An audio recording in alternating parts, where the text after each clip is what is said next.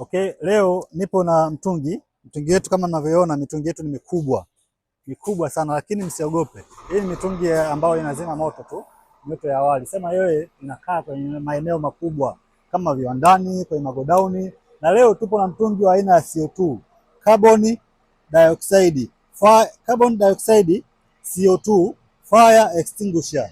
Sasa kuna hatua za kuzima, kuna hatua za kutumia huu mtungi. Kwanza, kameramani ndio tuoneshe hapa.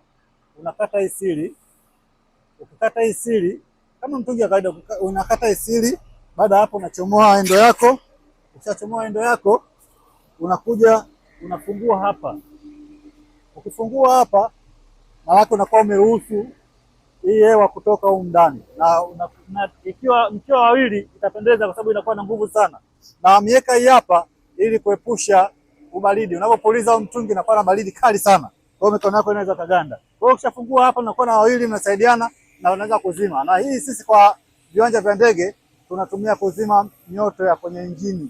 Injini inapopata hitilafu ya moto ndio tunatumia kuzimia kwa kutumia hizo CO2 kubwa mnavyoziona.